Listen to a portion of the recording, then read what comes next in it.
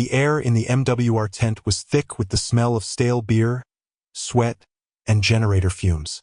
It was a plywood and canvas cathedral dedicated to forgetting, a temporary reprieve from the coiled tension of the forward operating base. At a small, scarred table in the corner, Gunnery Sergeant Elena Rostova nursed a single glass of whiskey. The amber liquid was her only companion, and she preferred it that way. She wore her uniform with a quiet tidiness that seemed out of place amidst the boisterous sprawl of the younger Marines. Her salt and pepper hair was pulled back in a severe, regulation bun, and the lines around her eyes were etched not by age, but by years of looking at things far away, things most people never saw. To the trio of sergeants holding court at the bar, she was an anomaly, an easy target. They were infantry, fresh from a series of grueling patrols that had yielded nothing but sore feet and frayed nerves.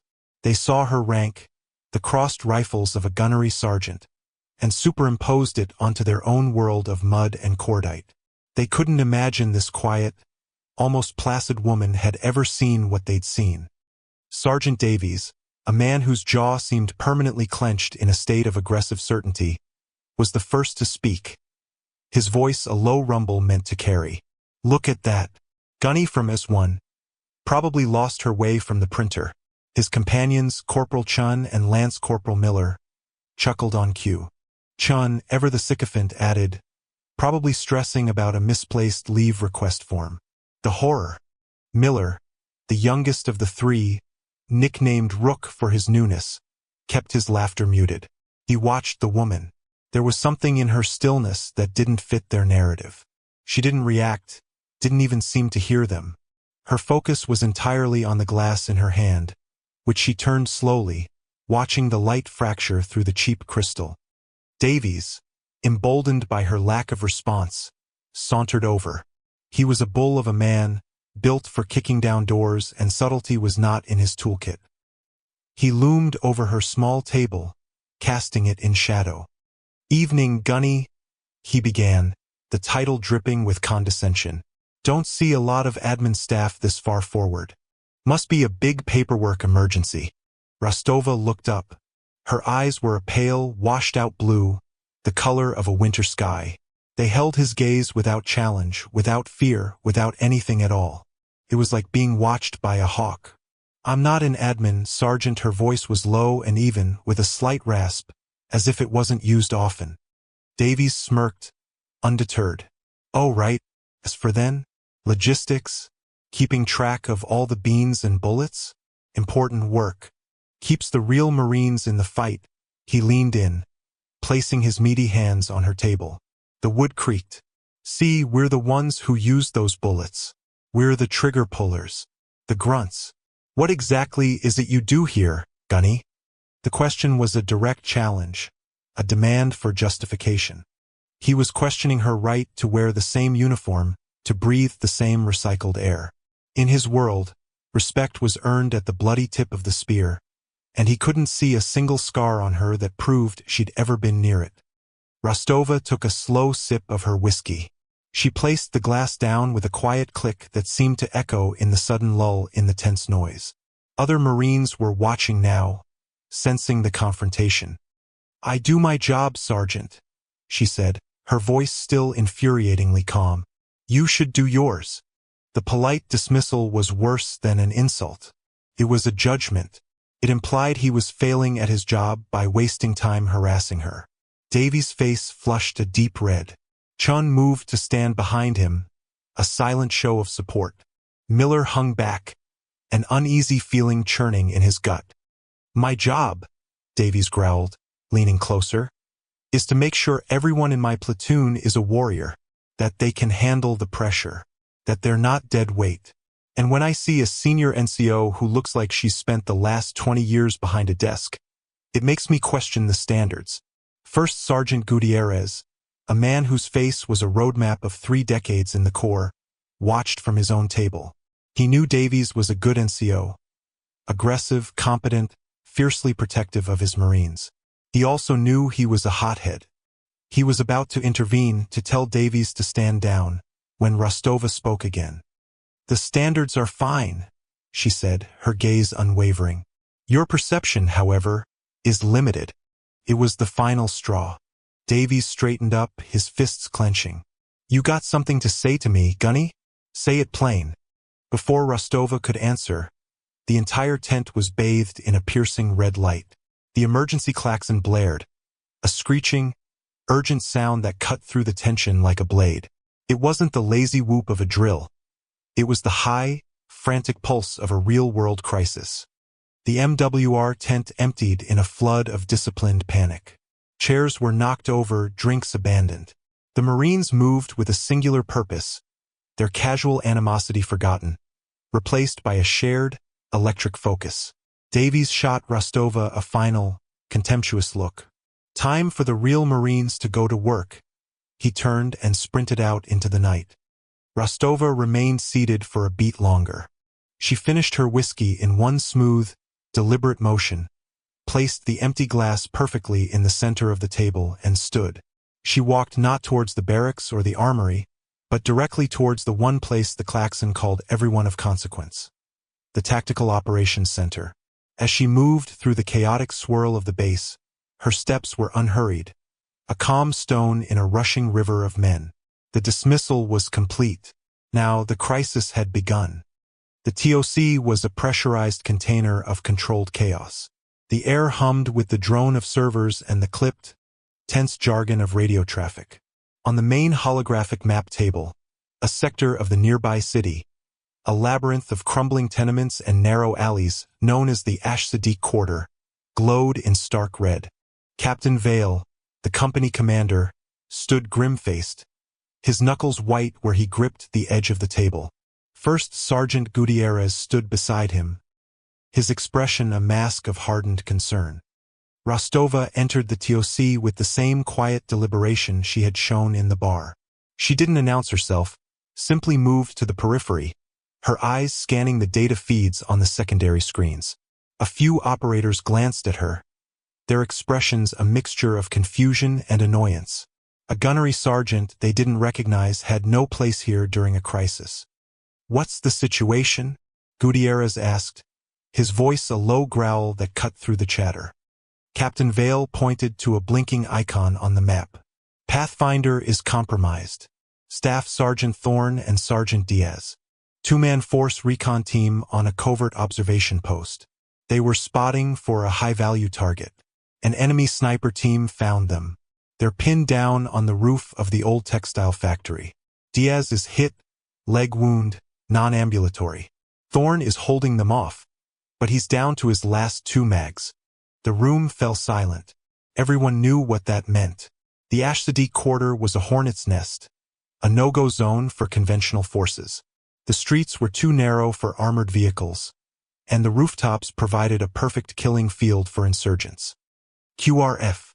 Gutierrez asked, though he already knew the answer. "Negative," Vale snapped. "We send a platoon in there and we'll be pulling out bodies for a week. The sniper has the primary approach, Kilo Street, completely locked down. Air support is a no-go. Intel reports active manpads in the area, and the collateral damage risk from a gunship run is unacceptable." It was a classic bloody trap, a small, high-value asset used as bait to lure in a larger rescue force. The options were grim. Leave Thorne and Diaz to their fate, or send more Marines into a meat grinder. Sergeant Davies and his squad, already kitted up, stood by the entrance, awaiting orders. Davies' face was a mask of grim determination. This was his world. "Sir," he said, stepping forward, "give us a route. We'll get to them."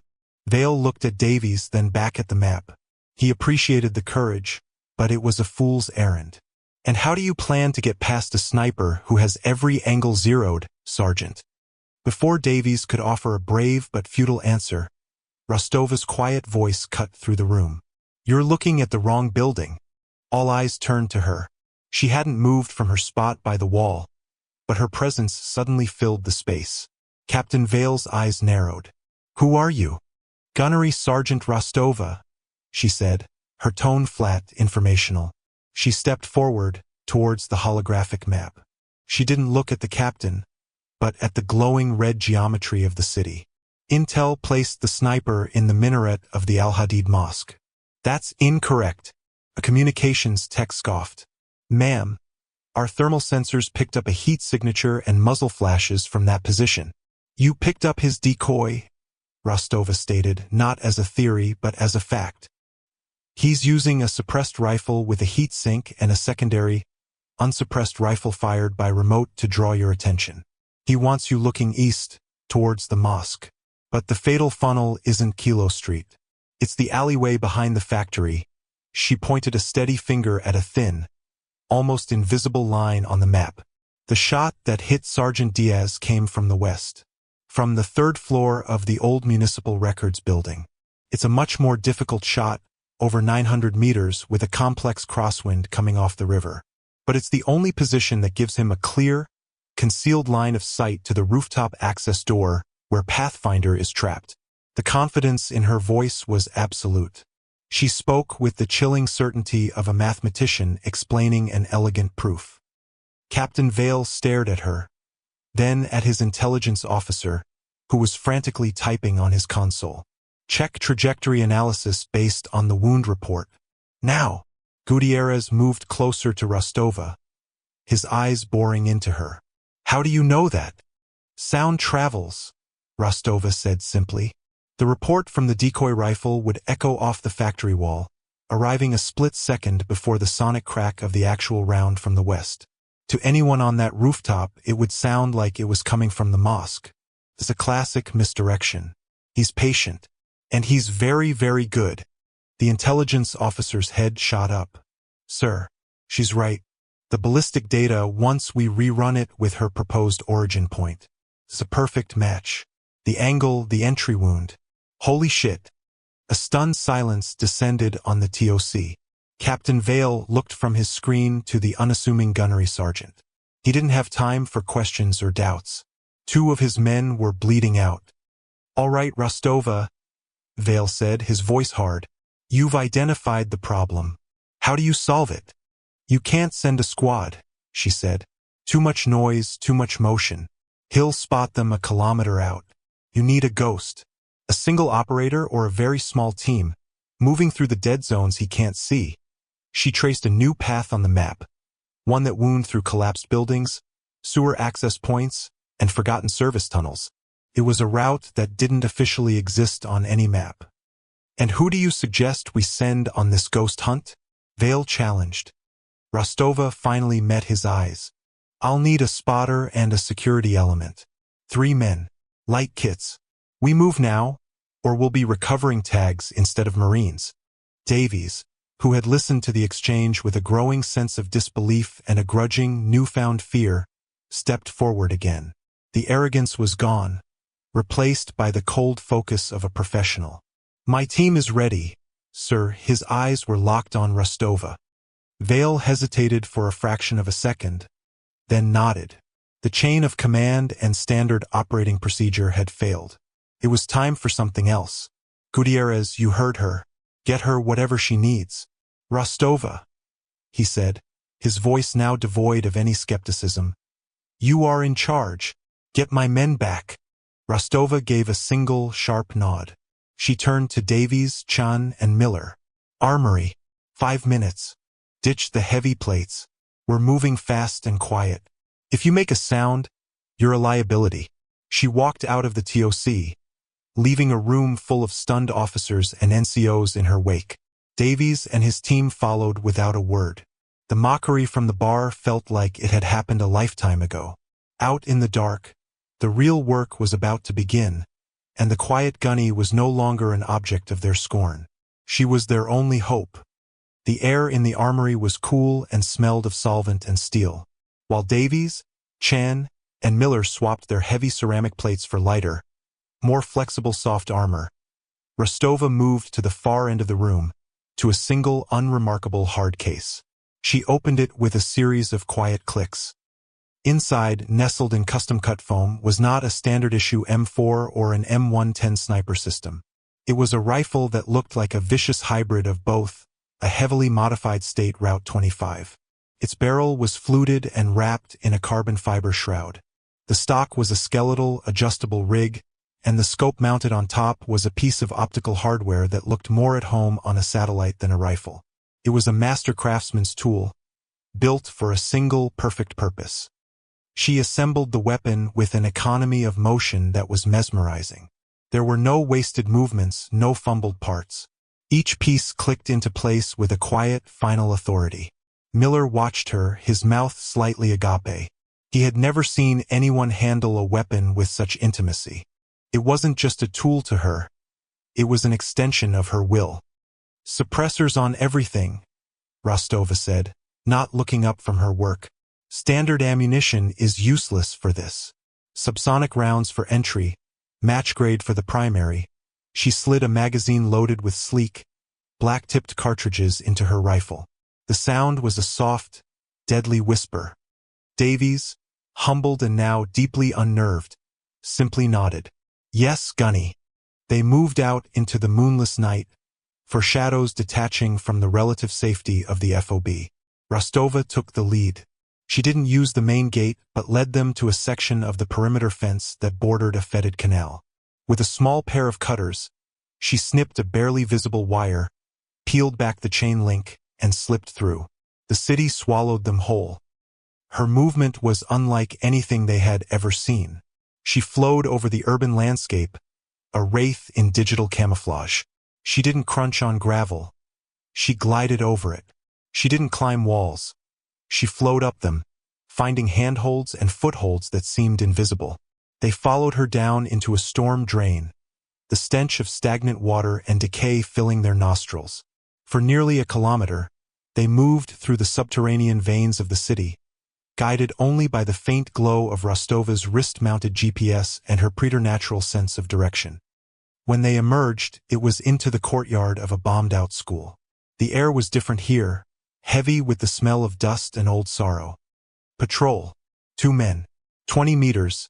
Northeast." Rostova whispered into her throat mic. Her voice was utterly calm. Davies peered through his night vision goggles. He saw nothing. "Negative, Gunny.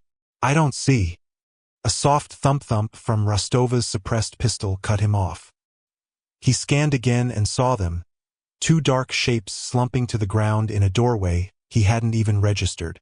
2 perfect headshots, executed in less than a second, from a moving position, in near-total darkness. Chun let out a shaky breath. "Keep up," Rostova ordered, already moving again. They ascended the school, climbing through shattered floors and over debris-choked stairwells. From the roof, the city was a patchwork of darkness and dim, sodium-orange light. Rostova unslung her rifle and deployed its bipod, her movements fluid and practiced. She laid down on the gritty rooftop, becoming one with the shadows. "Miller," she said, "spotting scope. That building. 3rd floor, 4th window from the left." She pointed towards the Municipal Records building, a hulking concrete monolith nearly 1,000 meters away. "Look for a distortion, a patch of darkness that's too perfect." Miller, his hands trembling slightly, set up the scope. He dialed in the focus, his heart pounding in his chest. The distance was immense. The wind was gusting, kicking up dust from the rooftops. He scanned the window she had indicated. It was just a black square, like all the others. "I don't see anything, Gunny." "You're looking at the window," Rostova said, her eye pressed to her own powerful optic. "Don't look at it. Look through it. Look at the air. Look for the heat shimmer from his breath, the subtle mirage from the barrel." Miller refocused, trying to understand.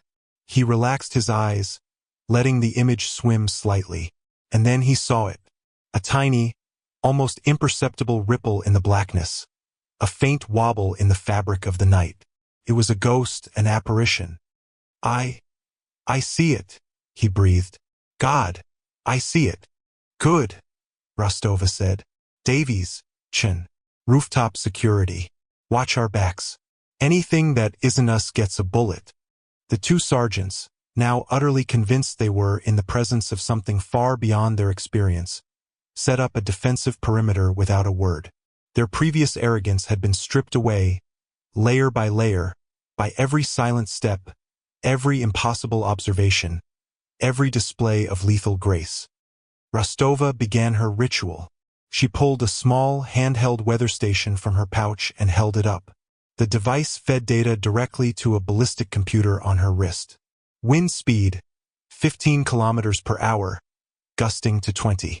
Direction, 280 degrees. Humidity, barometric pressure. She murmured the numbers to herself, her lips barely moving. "He's behind a barrier," she whispered, more to herself than to Miller. "Shooting through a small hole. The murder hole reduces his exposure." Smart. The world for her narrowed to the circular image in her scope. The tiny ripple in the darkness was her universe. She was no longer a woman on a rooftop. She was a force of nature, a physical law about to be enacted. She controlled her breathing, slowing her heart rate until she could feel the faint beat in her fingertips. Inhale, exhale. The space between heartbeats was an eternity of perfect stillness. That was where the shot lived. "Thorn," she subvocalized into her mic, patching through to the pinned-down recon Marine. "Pathfinder 1, this is an unknown element. Do not expose yourself. We are engaging the threat." A burst of static, then a strained voice. "Who is this? We're taking fire. Stay down," Rostova commanded, her voice leaving no room for argument. She made a final, minuscule adjustment to her scope, dialing in the elevation and windage. The numbers on her wrist display told her it was an impossible shot. The wind was too variable. The target was too small, too obscured. The math was a prayer. But she wasn't just a mathematician. She was an artist. "Watch for the gust," she murmured to Miller. "The lull is a lie." She waited. For 10 seconds. For 30. For a full minute. Miller could feel his own muscles cramping from the tension. Davies and Chun scanned their sectors, their rifles held so tight their knuckles were white. The entire mission, the lives of 2 Marines, rested on the stillness of this one woman. Then she exhaled. The rifle didn't roar. It coughed. A single, subdued thump that was swallowed by the night wind. The subsonic round was on its way, a whisper of death arcing across the city.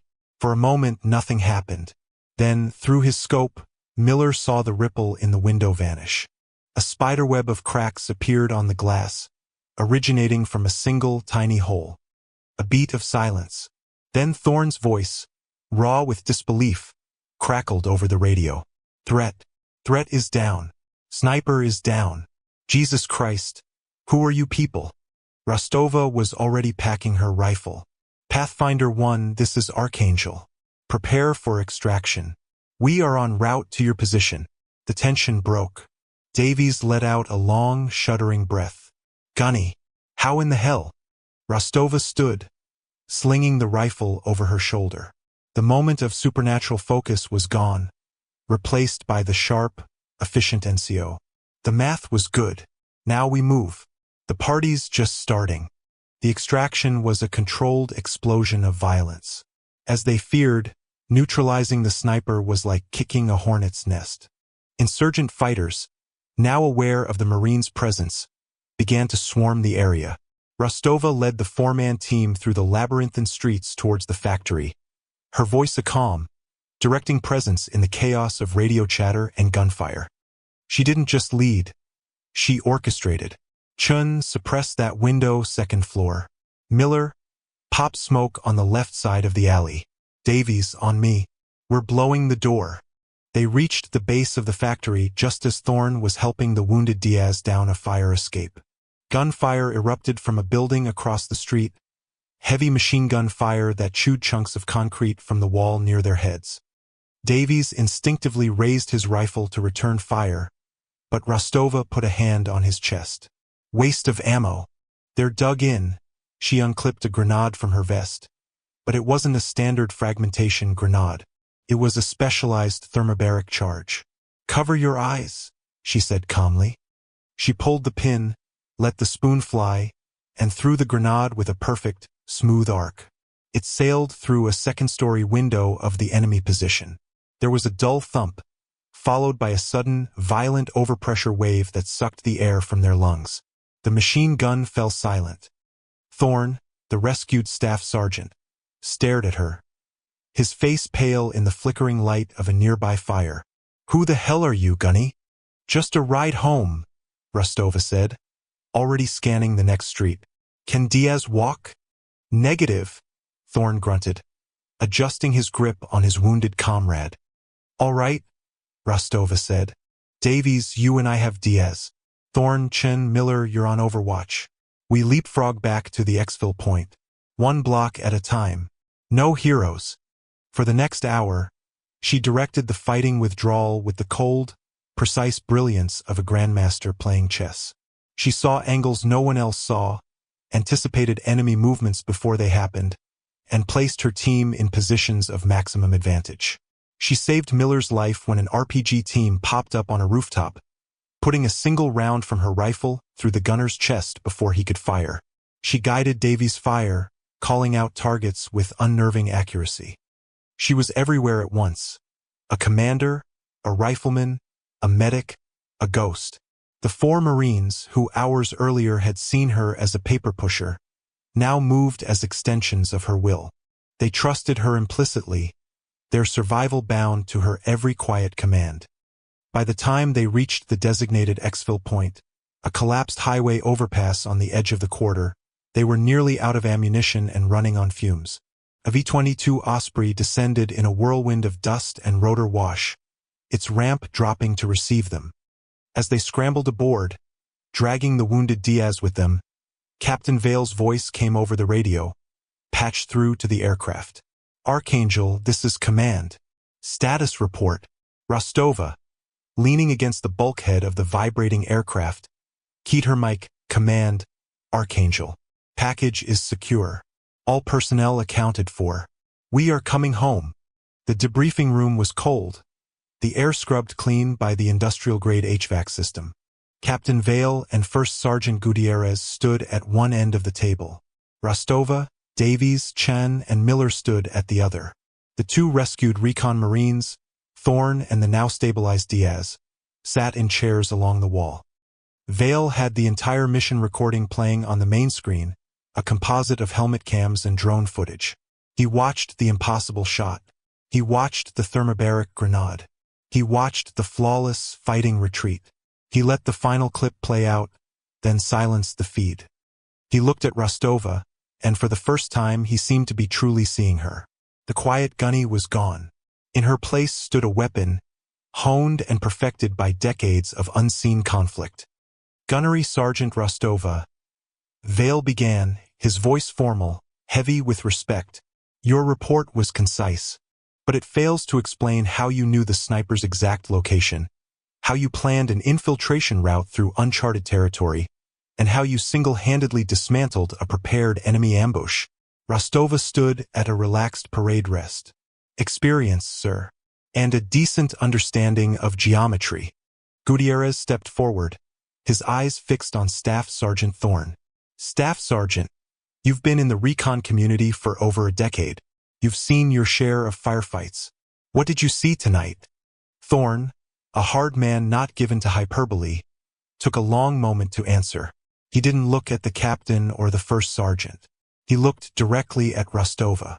His expression was one of pure, unadulterated awe.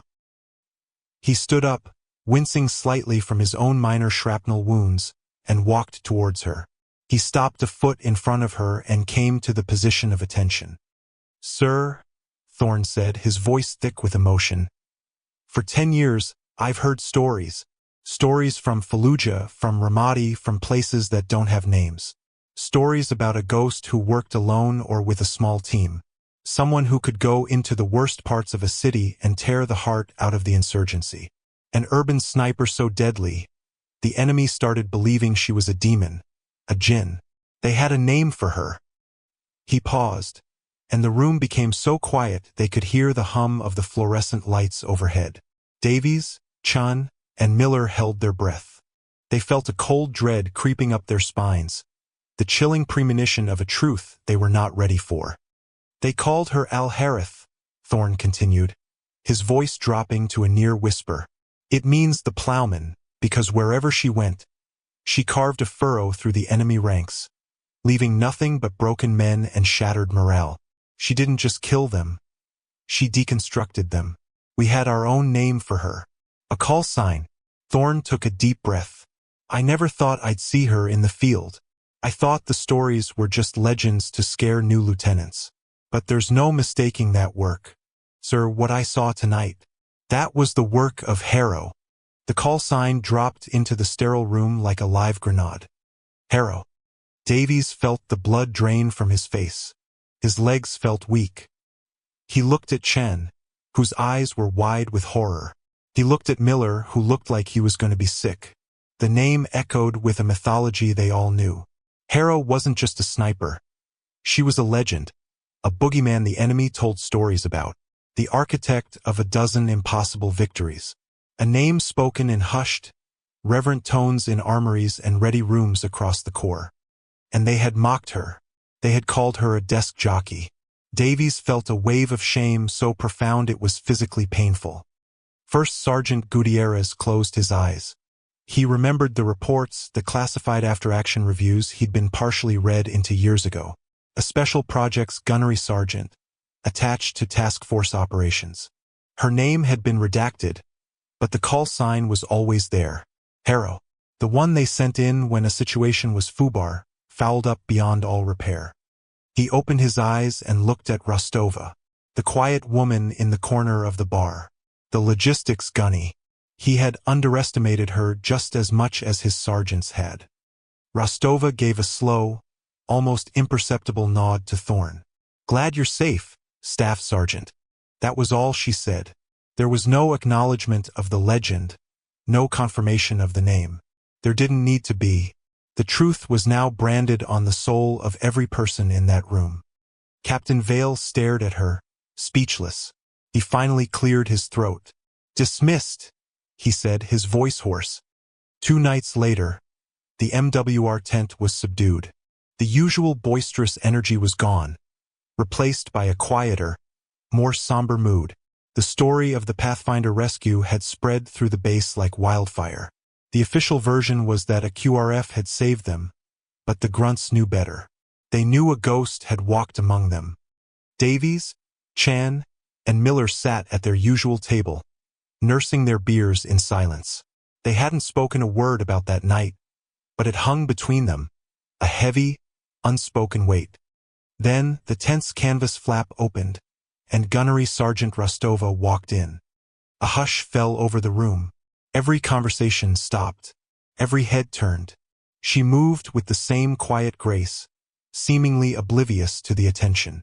She went to the bar, ordered her single glass of whiskey, and walked towards her corner table. As she passed their table, Davies stood up. It was an awkward, jerky movement. Chun and Miller looked at him, startled. Davies' face was pale, his expression tight with a turmoil of shame and respect. He held a bottle in his hand, not the cheap rail liquor, but a dusty, top-shelf, 20-year-old single malt he must have traded a month's pay for at the clandestine camp market.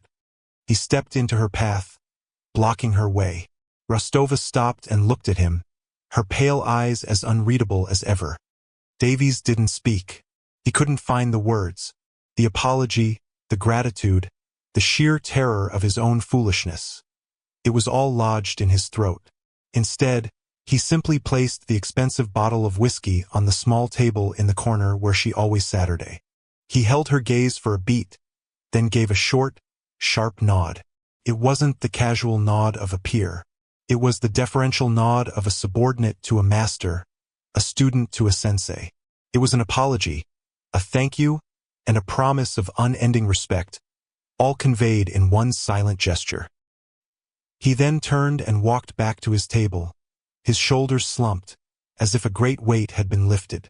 He sat down and stared into his beer, his part in the drama complete. Rostova watched him go. She then looked at the bottle, then at the rest of the silent, watching bar. She gave a minuscule, almost invisible nod of her own, an acknowledgement of the gesture. She sat down at her table, poured a small measure from the new bottle into her glass, and took a slow, deliberate sip. The silent, symbolic moment of respect was complete. The sun had not yet breached the horizon, but the eastern sky was beginning to bleed from black to a deep, bruised purple. At the far edge of the FOB, overlooking the vast, sleeping desert, Rostova sat on an empty ammo can. Laid out before her on a clean canvas mat were the disassembled components of her rifle. The bolt, the firing pin, the trigger assembly, each piece was a familiar friend. She worked in the pre-dawn chill, her hands moving with a surgeon's precision. With a soft cloth and a bottle of solvent, she meticulously cleaned every groove, every surface, wiping away the carbon fouling and the fine grit of the city.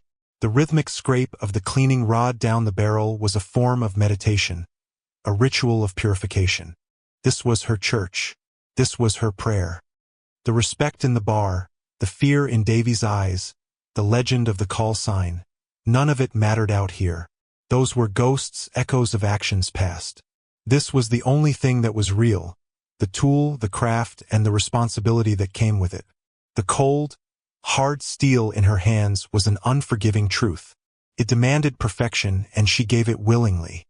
A soft crunch of gravel announced an arrival. She didn't look up, already knowing who it was. Lance Corporal Miller, the rook, stood a few feet away, shifting his weight nervously. He held a steaming mug in his hands. He stood there for a full minute in silence, watching her work. He saw the way her fingers, surprisingly delicate, handled the deadly components with a practiced reverence. He finally cleared his throat.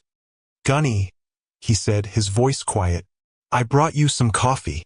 Rostova paused her work and looked up. She took the offered mug. The warmth seeped into her cold fingers. She took a sip. It was black and bitter, just the way she liked it. "Thank you, Lance Corporal." Miller nodded, but he didn't leave. He seemed to be wrestling with a question. The same question that had been haunting him since the debriefing. "How?" He finally blurted out, the word escaping in a rush. "In the TOC. And on the roof. How did you know?" "All of it. It was like you could see things that weren't there." Rostova looked back down at her rifle, picking up the bolt carrier group and wiping it down with the cloth. She considered the question, not as a challenge, but as a genuine inquiry from a young Marine trying to make sense of a world that had suddenly become much larger and more terrifying than he had ever imagined. She ran her thumb over the smooth, oiled metal. "When most people look at a problem," she began, her voice low and even, like the desert wind, "they focus on the threat, the sniper in the window, the machine gun in the building. They stare at it so hard, it's all they can see." She paused, setting the bolt down and picking up the firing pin, holding the tiny, crucial piece of steel up to the dawning light. "That's a mistake," she continued. "You don't learn anything from looking at the target. The target is just the end of the equation. You have to look at everything else. The space around the target." She gestured out towards the dark, sleeping city. "You look at the shadows, the way the wind moves dust down an alley, the way sound bounces off one building and is absorbed by another. You listen to the silence between the gunshots. That's where the truth is. The patterns, the habits, the fears. The enemy tells you everything you need to know, not with what he does, but with what he is trying to hide. He hides in the noise. You have to find him in the quiet." She placed the firing pin back on the mat. "The rest," she concluded, her eyes meeting his, "is just math. Simple, honest math." Miller stared at her, absorbing the lesson. It was a philosophy that went far beyond marksmanship. It was a way of seeing the world. He understood now that her skill wasn't magic. It was a product of immense discipline, unblinking observation, and a lifetime spent studying the quiet spaces where others saw nothing. Rostova turned her full attention back to her rifle. She began to reassemble it, each part clicking into place with a sound that was both precise and final. The sun finally broke the horizon, spilling golden light across the desert and glinting off the oiled steel in her hands. Miller stood and watched until the rifle was whole again, a perfect instrument of lethal purpose. He didn't say another word. He simply placed his own mug of coffee down on the ammo can beside hers, a silent offering.